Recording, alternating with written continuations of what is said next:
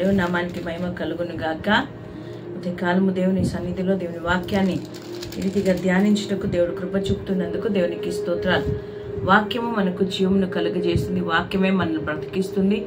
వాక్యము ద్వారా మన జీవితాలు బాగుపడతాయి. వాక్యము మనల్ని సరిచేస్తుంది. కాబట్టి ఆ వాక్యం అనే యొక్క జీవాహారాన్ని మనము అనునిత్యము భుజించే వారిగా ఉండాలి. ఈరోజు మార్కు సువార్త 2వ అధ్యాయం 5వ వచనంలో ఒకసారి చదువుకుందాం. యేసు వారి విశ్వాసమును చూచి, కుమారుడా, నీ పాపములు క్షమింపబడి ఉన్నవని పక్షవాయువు గల వానితో చెప్పాను. హల్లెలూయా. ఇక్కడ మార్కు సువార్త 2వ అధ్యాయంలో మనం గమనించినట్టయితే కొంతమంది ఒక 4 వ్యక్తులు ఒక పక్షవాయువు గల వాణిని యేసు ప్రభు దగ్గరికి తీసుకొని రావడం జరిగింది. ఎందుకు? ఆ వ్యక్తి లేవలేని స్థితిలో ఉంటున్నాడు. ఆ వ్యక్తి వ్యాధితో ఉంటున్నాడు. ఆ వ్యక్తి బలహీనతతో ఉన్నాడు. కాబట్టే వారు ఏం చేశారంటే ఆ వ్యక్తిని యేసుక్రీస్తు ప్రభు దగ్గరికి తీసుకుని వచ్చారు.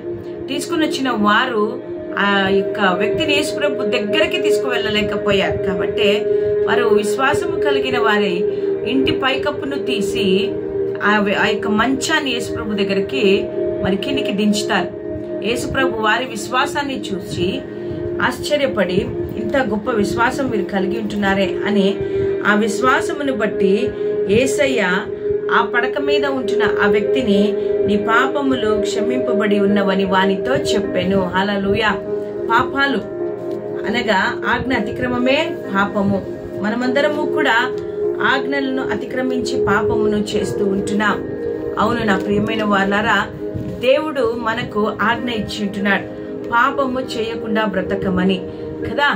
ఆదాము అవ్వలు దేవుని ఆజ్ఞను తిరస్కరించి పాపము చేసిన వారిగా ఉండి యేసయ్య తండ్రైన దేవుడు వారిని ఏదేను వనములో ఉంచినప్పుడు తినవద్దన తిన్న పండును తిన్నారు కదా. ఆజ్ఞను అతిక్రమించారు, పాపము చేశారు. పాపము ద్వారా మరణం వచ్చింది, అంటే ఆత్మీయమైన మరణం వచ్చింది. వారు ఆ యొక్క ఏదేను వనములో నుండి తోలివేయబడ్డారు, తరిమివేయబడ్డారు. కాబట్టి పాపము ఆ రీతిగా ఈ లోకంలోనికి వచ్చింది. ఆజ్ఞను అతిక్రమించి పాపము చేశారు. ఆ పాపము ప్రాకి అదేమైందంటే అందరి మానవులలో పాపము సహజంగా జరుగుతూనే ఉంది. పాపము చేస్తూనే ఉన్నారు. ఎవ్వరు కూడా నీతిమంతులు లేరు, ఒక్కరు లేరని దేవుని వాక్యం సెలవిస్తుంది. అందరూ త్రోవ తప్పిన వారే, అందరూ పాపము చేస్తున్న వారే. కాబట్టి ఈ యొక్క పాపము లోకమంతా నిండుకొని ఉంది. కాబట్టి ఈ లోకంలో ఉంటున్న ఈ పాపంలో ఉంటున్న మనందరినీ విడిపించాలి. కాబట్టి యేసయ్య మరి ఈ లోకానికి వచ్చాడు. అదందరికీ మనందరికీ తెలిసిందే. యేసు ప్రభు పాపలను రక్షించుటకు వచ్చాడు, పాపములను క్షమించుటకు వచ్చాడని మనం అందరూ చదువుతూ ఉంటున్నాం. కాబట్టి యేసుక్రీస్తు ప్రభు తన జీవిత కాలం అంతా కూడా భూమి మీద ఆయన బ్రతికి ఆయన శారీరకంగా మరి అనారోగ్యంతో ఉంటున్న వారిని, రోగాలను బాగు చేస్తూ, దయాలను వెళ్ళగొడుతూ, అనేకమైన కార్యాలను ఆయన ఈ రీతిగా చేస్తూ, మరి కుష్ఠరోగులను బాగు చేస్తూ, కుంటివారిని, గుడ్డివారిని, మూగవారిని, ఊచకాలు చేతులు గల వారిని, ఎంతో మందిని ఆయన బాగు చేస్తూ ఉండిపోయిండొచ్చు. అదే ప్రకారంగా వేల మందికి ఆహారాన్ని పంచిపెట్టేవానిగా ఆయన ఈ లోకంలో ఉండవచ్చును. కానీ యేసయ్య ఈ లోకానికి వచ్చిన ఒక ప్రణాళిక ఉంది. అది మన శారీరకమైన అవసరాలను తీర్చడానికి కాదు, కానీ మన శారీరకమైన అవసరాల కంటే మనమందరము కూడా పాపములో ఉన్నాము. పాపంలో నుండి విడిపింపబడాలి, పాపములో నుండి తప్పింపబడాలి, నరకం నుండి తప్పింపబడాలి అని ఒక ఆలోచన కలిగిన వానిగా ఆయన పరమ నుండి భూలోకానికి వచ్చారు.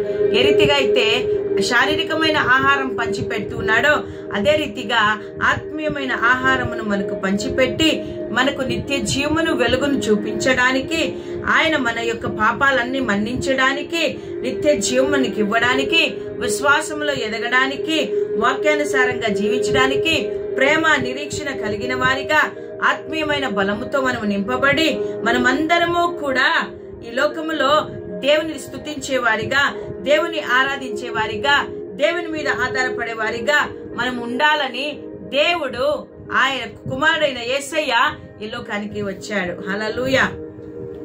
యేసుక్రీస్తు ప్రభువు పాపులను రక్షించడానికి వచ్చాడు, పాపాలను క్షమించడానికి ఆయన వచ్చాడు, నరకము నుండి తప్పించడానికి వచ్చాడు, జీవమునివ్వడానికి వచ్చాడు, సమృద్ధిగా జీవాన్ని ఇవ్వడానికి ఆయన వచ్చాడు. హల్లెలూయా.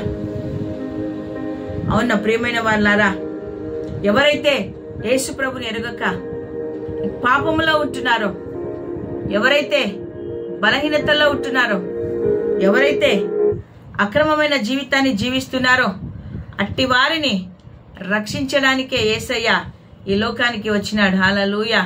దేవునికి స్తోత్రం కలుగును గాక. నా ప్రియ సహోదరుడా సహోదరి, ఆ యొక్క వ్యక్తిని యేసు ప్రభు చూసన్నాడు, నీ పాపములు క్షమింపబడి ఉన్నవి. దేవునికి స్తోత్రం. భూలోకంలో ఎవ్వరికి అధికారము లేదు పాపాలు క్షమించడానికి, ఒక్క యేసుక్రీస్తు ప్రభువుకి. ఆయన అంటున్నాడు, నాకు పరమందును భూమి మీదను సర్వాధికారం ఇవ్వబడి ఉన్నది అని ఆయన అంటున్నాడు. పాపములు క్షమించడానికి దేవునికి ఒక్కరికే అధికారం. హల్లెలూయా. ఏ రీతిగా మన పాపములు క్షమించబడతాయంటే ఆయన రక్తము ద్వారా మన పాపాలు క్షమించబడతాయి. ఆయన రక్తము ద్వారా మనం కడగబడినప్పుడు మన పాపాలు క్షమింపబడతాయి. ఆయన నీ కొరకు నా కొరకై లోకానికి వచ్చాడు కదా. ఆయన ఎంతగానో మనల్ని ప్రేమిస్తుంటున్నాడు. నువ్వు పాపంలో ఉన్నావా, నువ్వు అపవిత్రతలో ఉన్నావా, నువ్వు అక్రమంలో ఉన్నావా, నువ్వు అపరిశుద్ధతలో ఉన్నావా, నువ్వు ఎక్కడ ఏ స్థితిలో ఉన్నావో అది నీకు నాకు మాత్రమే తెలుసు.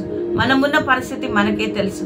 కానీ యేసుక్రీస్తు ఒక్కడే ఆ సర్వ పాపముల నుండి మనల్ని విడిపించడానికి సమర్థుడు, అర్హుడై ఉంటున్నాడు. అందుకే ఆయన అంటున్నాడు, నీ పాపాలు క్షమింపబడి ఉన్నవి.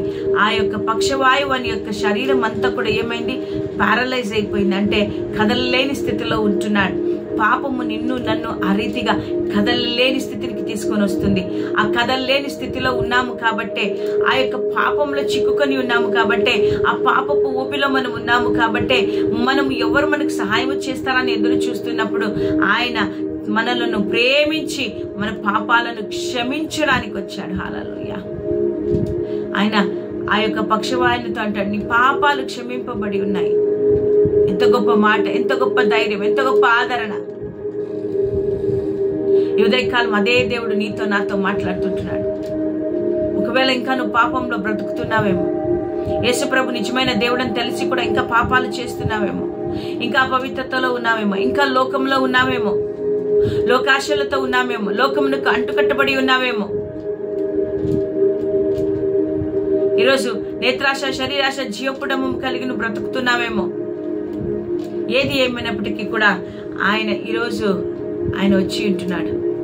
ఎందుకో తెలుసా, నీ పాపాలను క్షమించడానికి. Thank you Jesus. పాపాలు క్షమించడానికి ప్రేమ కలిగిన దేవుడు మనము చేసే ప్రతి పాపాలను ఈరోజు క్షమించి వేయబోతున్నాడు. మరి ఉదయకాలమున నువ్వు దేవుని అడగగలుగుతావా? దేవా నన్ను క్షమించు, శుద్ధ హృదయం నాకు దయచేయి. దావీదు భక్తుడు పాపము చేసిన వాడిగా ఉండి దేవుని సన్నిధిలో ప్రార్థించాడు కదా, దేవా నా పాపాలు మన్నించమని, నా తప్పును క్షమించమని అడిగాడు. యేసయ్య అతని తప్పులను క్షమించాడు. బైబిల్ గ్రంథంలో ఒక పాపాత్మురాలైన స్త్రీని యేసు ప్రభు దగ్గర తీసుకొని వచ్చాడు. అమ్మా నీ పాపాలు క్షమింపబడినవి, ఒకవేళ నువ్వు పాపము చేయకుండా బ్రతుకని యేసయ్య అన్నాడు కదా. సర్వ అధికారం ఆయనకున్నది. నువ్వు ఎటువంటి పాపంలో ఉన్నా కూడా దేవుడు నిన్ను క్షమించడానికి సిద్ధంగా ఉంటున్నాడు. ఒక్కసారి నువ్వు ఏ పాపం చేస్తున్నావో అది నీకు మాత్రమే తెలుసు. దేవుణ్ణి అడుగు. దేవా మారని దేవుడవు కదా, ఏకరీతిగా ఉంటున్న దేవుడవు కదా ప్రభువా, నన్ను కరుణించి ఉదయకాలమున పాపము నాలో నుండి తొలగించు, అపవిత్రత నాలో నుండి తొలగించు, వ్యభిచారము తొలగించు, జూదము తొలగించు. మోసం చేస్తున్నానయ్యా, నిందలు వేస్తుంటున్నాను, ప్రతి పాపంలో నేను చిక్కుబడి ఉంటున్నాను. ఆ పాపము నన్ను కదలకుండా చేసి ఉంటున్నది ప్రభు. కానీ ఈరోజు నీ దగ్గరికి నేను వచ్చి ఉంటున్నానయ్యా, ఈ పాపము నన్ను మన్నించు ప్రభువా, పాపినైనా నన్ను కరుణించు. పాపులను రక్షించుటకు క్రీస్తు యేసు లోకమునకు వచ్చెను అనే వాక్యం ఉంది కదా. వాక్యమును ఆధారం చేసుకుని దేవుణ్ణి అడుగు. వాక్యం సెలవిస్తుందయ్యా, నువ్వు రక్షించడానికే వచ్చావని. ఈరోజు నన్ను రక్షించు, నన్ను సరిచేయి, నన్ను బాగు చేయి అని దేవుణ్ణి అడగవా? ఇంకా పాపంలో ఉండాలని ఆశపడుతున్నావా? పాపంలోనే ఉంటే దాని యొక్క జీతము మరణమే. ఆ మరణము నిన్ను నరకానికి తీసుకొని వెళ్తుంది. కానీ యేసునందు విశ్వాసం ఉంచితే నువ్వు నిత్య జీవంలోనికి వెళ్తావు. ఏది నీకు కావాలో ఈరోజు నిర్ణయం నీ చేతుల్లో ఉంది.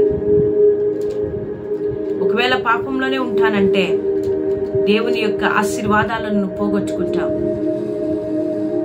దేవుని యొక్క ఆశీర్వాదాలను పోగొట్టుకుంటావు.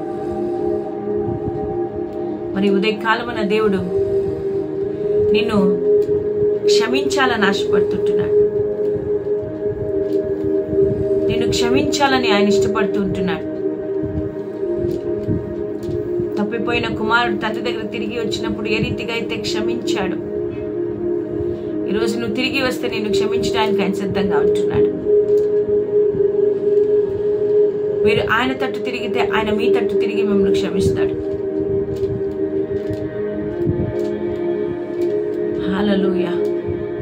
మరి ఆయన వైపు తిరగడానికి నువ్వు ఇష్టపడుతున్నావా? ఆయన దగ్గరికి రావాలని ఇష్టపడుతుంటున్నావా? వచ్చినట్టయితే నీ బ్రతుకు మారుతుంది, నీ జీవితం మారుతుంది, ఆశీర్వాదకరమైన జీవితాన్ని నువ్వు జీవిస్తావు. హల్లెలూయా. ఆయన వైపు తిరిగి చూద్దామా? యేసయ్యా నన్ను క్షమించయ్యా, తెలిసి తెలియక ఎన్నో తప్పులు నేను చేస్తూ ఉంటున్నాను, అయితే నన్ను క్షమించు. నా పాపాలు క్షమింపబడేది ఒకటే ప్రభా, నీ రక్తంతో కడగబడినప్పుడు మాత్రమే.